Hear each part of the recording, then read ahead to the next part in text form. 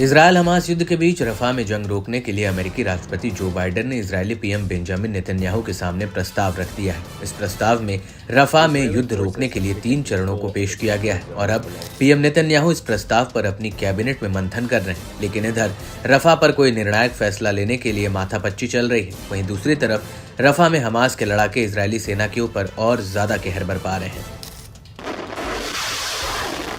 दरअसल फिलिस्तीनी इस्लामिक जिहाद की सैन्य शाखा अल-कुद्स ने एक वीडियो जारी किया है जिसमें उसने कहा है कि जब जबालिया कैंप में इजरायली सेना घुस रही थी तो उस वक्त उनके ऊपर अभी तक का सबसे बड़ा और भीषण हमला किया गया है। दरअसल इस वीडियो में साफ दिख रहा है कि कैसे अल-कुद्स के लड़ाके ताबड़तोड़ तरीके से रॉकेट लॉन्चर से इजरायली सेना पर हमले कर रहे हैं और इसी वीडियो में दिख रहा है कि एक लड़ाका रॉकेट लॉन्चर लेकर आईडीएफ टैंक पर हमला कर देता है। इसके बाद कुछ लड़ाके कंधे पर रॉकेट लेकर हरियाली के बीच जाकर उसे फायर कर देते हैं।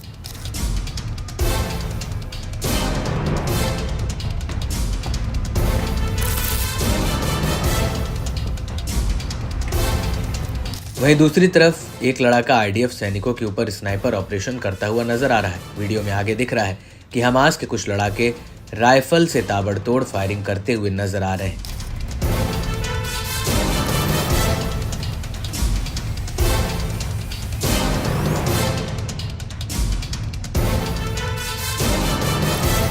इसके बाद अल-कुद्स के कुछ लड़ाके हरियाली के बीच छिपकर लॉन्चर में रॉकेट भरकर उन्हें दनादन फायर कर देते हैं। इसके बाद कुछ रॉकेट दिन के उजाले में फायर होते हुए दिख रहे हैं।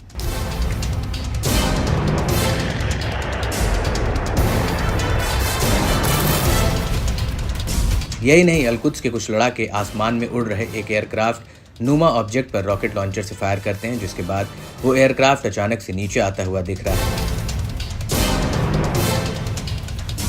आपको बता दें कि इस वीडियो के अलावा अल-कुद्स ब्रिगेड ने एक और वीडियो जारी किया है जिसमें अल-कुद्स के लड़ाके मार्टियर ओमर अल कासिम ब्रिगेड के साथ रॉकेटों और गोला बारूद को जंग के लिए तैयार करते हुए दिख रहे हैं।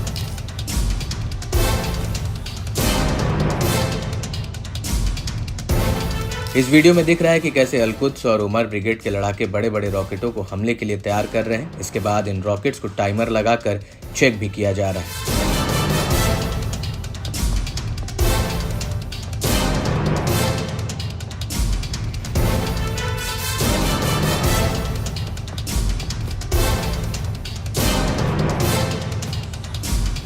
इसके अलावा ये लड़ाके रॉकेट के भीतर बारूद भरकर उसे कस भी रहे हैं। कुछ लड़ाके रॉकेट के आगे वाले हिस्से पर नुकीला सा एक पुर्जा भी कस रहे हैं।